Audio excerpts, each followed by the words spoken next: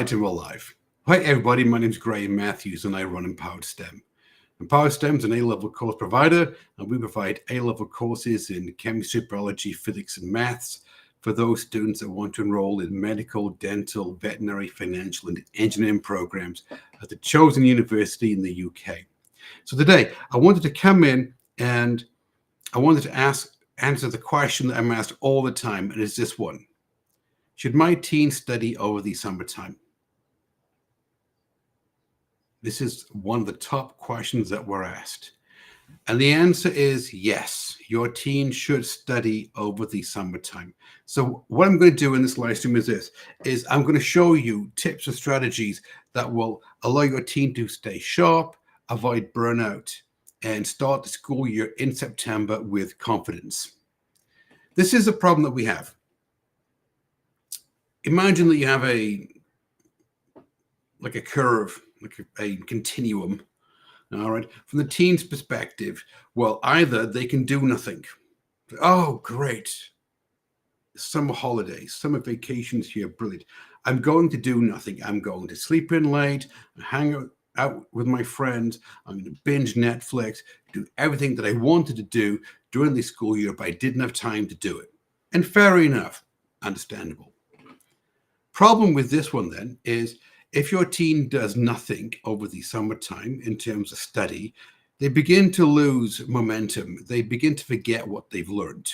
This is why the teachers, the very first month or two when they go back in September, is just review of what they taught last year, in year 12, for example. Why? Because they know that the students have forgotten it. Or on the other hand, the other side of the curve, your teen can study too much. They can overdo it. Oh, studying into the night, all day Saturday, all day Sunday. And the problem with that is that they reach September and they're totally exhausted. They're physically burnt out. They're mentally burnt out. They're fed up of studying and they got to go back into year 12 or year 13. Now, from the parent's perspective, imagine a slider again. On the one hand, you're thinking, well, yes, I'm pushing them too hard, Graham. I'm demanding that they're studying upstairs in their room for hours and hours on the weekend and, end of the night, because it's what they should be doing. They're taking the A levels. Or, on the other hand, I've kind of let them figure out on their own what they've got to be doing. They are, after all, taking A levels. And so I'm not providing enough structure. And so the parents have this concern that they're either overdoing it or not doing it enough, encouraging the teen to study. And the teen is thinking, well, yeah, I don't want to study. I want to break, or I'm overstudying. But what we found is this, parents, is that the key, it isn't about how many hours your teen studies. It's about finding the right balance. There's a balance between not doing enough study and overstudying. Now, there's a science to this balance. At Empowered STEM, by the way, that we use the 6 pillars of neuroscience all the time. And the science behind this one comes from a German psychologist, Ebbinghaus. And he came up with the Ebbinghaus forgetting curve. And you're probably thinking, Graham, what on earth is the Ebbinghaus forgetting curve? It's simple. You forget the information that you've learned unless you take proactive steps to lock the information into your memory, move it from your short-term memory to your long-term memory. And what he found out is that the first 24 hours after you've learned some new information, this is the time when you forget the most information. And then after the first 24 hours, you begin to forget less and less information. So by the end of week 1, you haven't forgotten as much information as you did in the first 24 hours. On the end of week 2, you haven't forgotten as much information as you did in the first week. You go, well, Graham, What's my teen supposed to do? Simple. This is how the memory works. There's nothing we can do about that. There's nothing we can do to fix the fact that your teen is going to forget the information that they've learned. However, what we can do is that we can use the 6 pillars of neuroscience to come in and put steps into place to help stop the forgetting. And like I said, we use neuroscience all the time at Empowered STEM. And the first principle we teach is space practice. It's real simple. Small, regular review sessions prevent forgetting. Imagine that they're stepping stones across a river. And so we know, for example, that let's say that your teen learns something on a Monday. The best practice is to review it again on a Tuesday, 24 hours. And maybe again on a Wednesday, and then begin to space out the space practice intervals. If your teen does this, what they've done is taken a proactive step to make sure that they're not forgetting the information. The second thing then is rest and recovery. Yes, your teen does need some downtime. It's called cognitive overload. There's certain mental bandwidth that you have for doing something. And you can reach that bandwidth. And if you don't take proactive steps to take some time out, to do some things which are non-academic, well, then you begin to forget more. They've actually done studies and found out that downtime is essential to consolidation of knowledge. So yes, your teen should be striking a school life balance. They should not be studying all the time. But what they should be doing is that they should be studying in a very structured and proactive manner. Because what you've got to keep in mind is this, is that A-level chemistry, biology, physics, maths, it's like training for a marathon. Now, if I said to you, you're going to train for a marathon, you wouldn't the next day put the running shoes on and run 26 miles. And then the day after that, put the running shoes on and run 26 miles. Well, of course you wouldn't. What you would do is you would build up your cardiovascular endurance, your muscle strength, your mental ability to do it. And you would be on a plan. So you're steadily increasing the number of miles you're running each day. You're taking rest breaks between the running sessions. And so if you keep doing it, you will actually be able to run a marathon. Now, I trained for a half marathon. So I know this one from personal experience. I know this one is true. I had one of the apps on my phone, the Nike running app is brilliant. And it's like, right. But they say, well, are you training for a marathon or a half marathon? A half marathon. All right. How many weeks do you have to prepare for it? Or is it just something in the future that you're aiming for? 16 weeks. Okay. And then it gives you the exact running schedule. So one day it's like you walk a mile, you run a mile, and then you take a break, a day off, and then you walk 2 miles and you run 2 miles. It had this plan, this running schedule together, all these different activities and exercises you could do in order to increase the cardiovascular strength, the physical strength, and the mental endurance. And in the end, at the end of 16 weeks, I was able to run a half marathon. And that's like A-levels.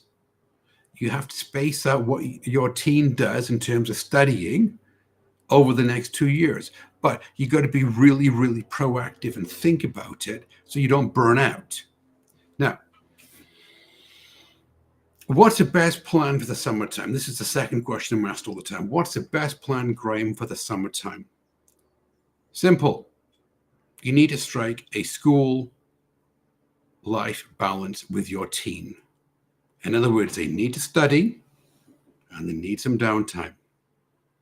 And so what we recommend at Empowered STEM is a light, structured revision schedule.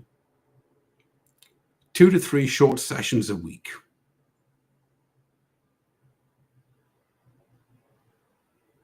Not overdoing it. Not hours and hours and hours all day during the week and into the night on the weekend. No, 2 or 3 short study sessions a week, spaced out during the week. But in these study sessions, this is when you're really, really strategic. So think back to the Nike training app that I was on, okay?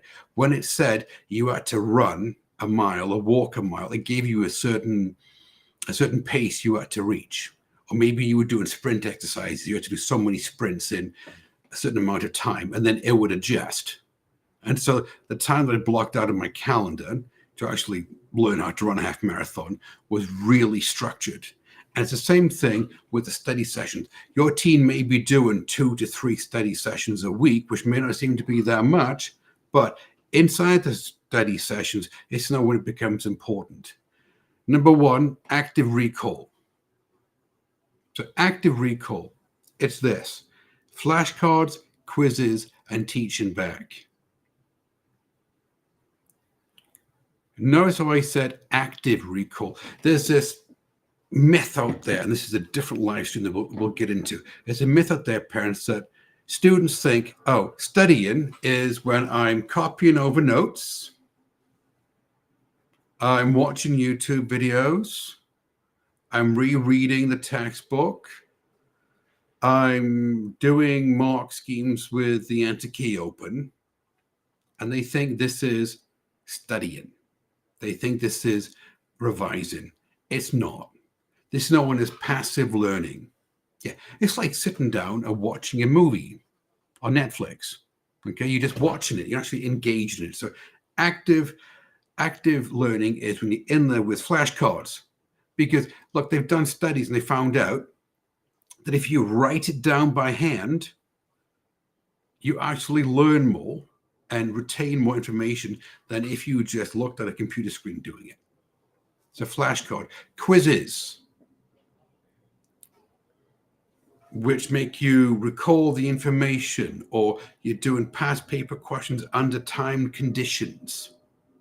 Okay, actively engage with the information. And this is the Feynman technique. It's called teaching back. It's this one. The Feynman technique is this. He said, if you can teach somebody else, then you must know the information. You must know the concept. And so ask your son, your daughter, ask them, what are they learning? And then have them teach back to you.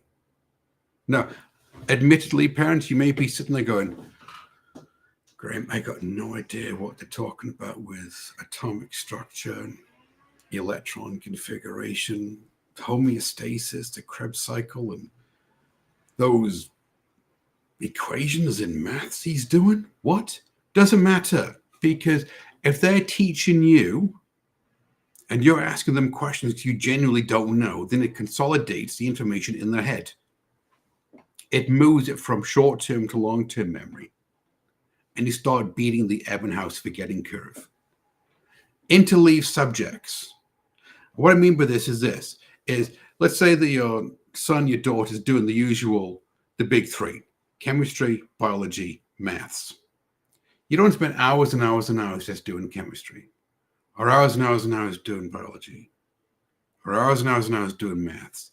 No. Why? Because your teen's mind is just going to get bored. It's just going to switch off. It's like sometimes if you want to binge watch a TV show and you're thinking, oh, yes, this sounds like a good idea. And then after the second or third episode, you're thinking, well, I'm a bit bored now. Yes. And so you interleave subjects. And so what I mean by this is that one day you're doing one study session, you're doing chemistry. Then the next study session, you're doing biology.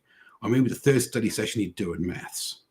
Or maybe you're doing, for chemistry, it's year 12 in one study session and year 13 in the other study session.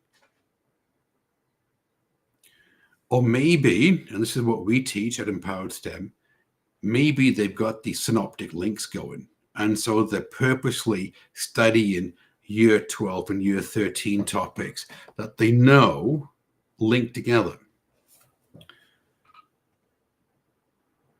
Skill building. They've got to learn exam technique practice.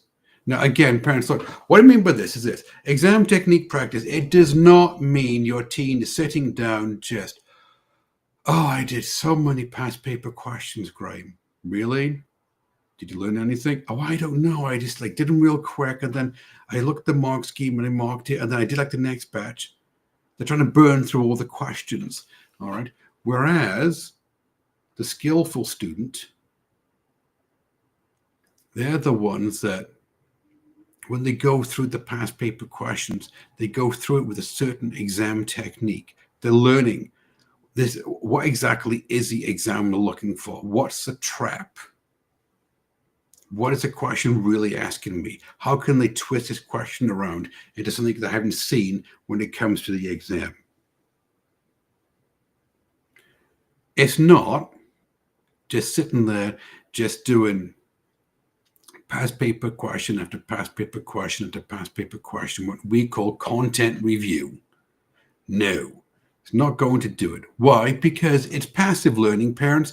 It's not active learning. And so your teen, they may have put in some clock time, but they haven't actually learned anything. Now, having said that, I did say that your teen, they do need to have a school-life balance. And so we covered the school bit. We've covered the strategic way that your teen can study using neuroscience and really maximize out their learning. But they do need to have some recharge activities.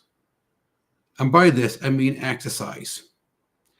Not, oh, well, I'm just going to go look at my phone. I've got to doom scroll, check the social media, see what's going on.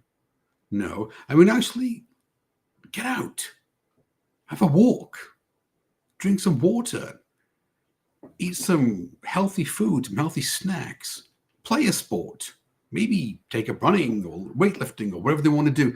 Do something that gets the body moving. Take up a hobby, something completely different to studying for their A levels. Get some social activities in. Spend some time with their friends. In other words, be a teenager. Okay, because what this does is that this makes sure that their mental health is in tip-top condition. Because what you don't want, parents, you don't want them to get burnt out to you. You don't want them to get depressed and burnt out about A levels, and then time September rolls around, you're thinking, oh, great, fantastic. You know, they're not in the peak condition for when they come back. So what exactly then, parents, can you do to help your teen? Well, there are a few action steps that you can take. The number one is that you can sit down with your teen and put together a realistic study schedule. So go back to the slider analogy. You don't want to be all the way on one end, which is, oh, you know, I'm pushing my teen all the time to be doing something academic. And then the other hand, you're thinking, I'm not doing anything at all. You're kind of in the middle, you get a realistic study schedule going. You're thinking, yes, look, you need to have 2 or 3 study sessions per topic per week. Let's get a school-life balance going. Help your teen do this, because we found out at Empowered STEM that a lot of teens don't know how to put a study schedule together. They don't know how to put a revision plan together. That's why we teach them how to do it. Also, and we talked about this one the other day. The previous live stream, it was on the Pomodoro effect. Is this one? Short 45-minute study sessions, depending how long your teen can concentrate for. 45 minutes, maybe a 15-minute break. Let's say 60 minutes and a 10-minute break. Come up with some study sessions, which are of a time that actually works for your teen. Meaning, if you're having a conversation with your teen and they say to you, well, Mom, Dad, to be honest with you, after an hour, I'm really just, pushing it. Well, don't make them study for hours on end. Say, okay, look, put in 45 minutes of really good concentrated effort using one of those Pomodoro times that Graham was talking about the other day, and then take a 15-minute break and just go do something else. outside, a bit of fresh air, and then come back in. Also, make them accountable. Now, you need to be involved in this, parents. Make them accountable. Get a study planner together. Put a calendar on the fridge, whatever it takes, so that you can work together with your team. And they see this as a team effort between you and them. You're not adversarial, a team effort between you and them to get them through the A levels. And you can start checking off, well, did you do your study session today for chemistry? Did you do your study session for biology? Your study session for maths? Fantastic. Also celebrate with them. Celebrate the wins as well as the effort. Now, this bit's important, all right, because a lot of parents, they say, well, progress to me is when they bring home an A star, they bring home an A on a test or the exam. That is true progress, Graham. That is a measured progress. Is it? Could you also measure the amount of effort that they put in? Maybe they put in a lot of effort into that test or the exam. They really tried their best and they walked out with a B. That's okay. Celebrate that with them, that you put the effort in and you walked out with a B. Great. And what can we do in order to get the grade up to the next level? Because what we found is this, is when parents support their teen with structure, without undue pressure, teens learn more and actually enjoy the process. And so your teen parents, what they're looking for is that they're looking for structure. They're looking for support. And they're looking for it in a way that comes from love and not a combative attack. And so when they come to you and have this conversation, spend some time with them and actually plan out the study planner, plan out the revision guide, celebrate the effort, celebrate the wins, teach them about the neuroscience I talked about in this live stream. Okay? And they'll enjoy the learning process and they'll learn more. And you won't have the undue pressure of having to nag your teen in order to study. Now, you say, okay, great. Do you have any proof of this one? Well, of course I have proof. Now, look, what we found is this, is that, and this is a conversation we have with students when they enroll. It's either in our year 12 accelerated learning course or the year 13 accelerated learning courses. Our courses start in September. We have a conversation with them. And you know what they say is this. They say, Graham, yeah, I did the GCSEs. Mm-hmm. Got the 9, yeah. Oh, and then over the summertime, I just relaxed. I really did. I took the summertime off. Oh, we hear this one for the year 13 students. I took the summertime off. And you know what the problem is, Graham? What? I've forgotten everything. And when I come back in September, I've got to tell you, the first month, September, at sixth form college is so hard. Why? Because you're in year 13 and the teacher's up the front and they're teaching the chemistry, the biology, the maths. And you know what? I've forgotten all the year 12 stuff. And I'm sitting there thinking, oh, man, I thought I knew this stuff. I thought I knew what they were talking about. And then I have to go back. This is a bit. Then I have to go back and I have to relearn the stuff in year 12. And you know what I wish I'd done, Graham? What? I wish I had studied over the summertime. Really? Yeah, well, then I wouldn't have forgotten it, would I? Because now I have to work twice as hard. I've got to review what I learned last year and try to keep up with the teacher in year 13. And so this is a typical student that we have at Empowered STEM. Take the summertime off before they enroll in our courses. Now, what we find out is this then. What we find out is this, is that those students that take the summertime off, they fall behind in September. They're starting what we call, starting September behind the 8 ball. Right? Whereas, and the student is Iggy. Iggy took our year 13 hybrid biology course. And over the summertime, she took our year 12 And she stayed with us and she took the year 13. And over the summertime, what she did is she actually followed our advice and did some light summer studying. School life balance. And when she came back, she was ready. She said, I was sitting inside the sixth form college in year 13. And I actually knew what the teacher was talking about. And then when I took your course, guess what? I really knew what the course tutor was talking about because I could recall it. Why? Well, because I studied over the summertime. Right. So that, by the way, it isn't a fluke. All of the students are like this. They all come in and they find out the hard way that they've got to study over the summertime. But when they do, the light bulb goes off and they never go back to the previous way of doing it. So what you need to think of, parents, is what's the outcome that you want for your teen? The outcome that you want for your teen is that when they enroll in sixth form college in September, either in year 12, they're going back into year 13, that they're ready. They're ready for the course. Okay. And so consider helping them put together a light study schedule over the summertime. Like I said, 2 or 3 focus sessions a week per topic. Use the principles of neuroscience that I talked about. What you'll find is that your teen, they will actually come back ready for sixth form college, a lot more confident, a lot more stronger, and more likely to earn the A or the A star on the final exam.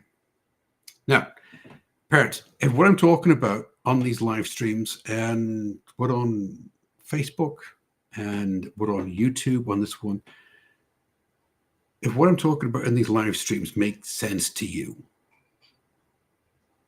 what you need to do is either like the page on Facebook, so you're given the update of like when the next live stream comes out, or go onto YouTube, subscribe to the channel, because every week we do one of these live streams, and all we do is just teach the parents tips and strategies on how to help your teen earn the A or the A star in A-level maths and A-level science.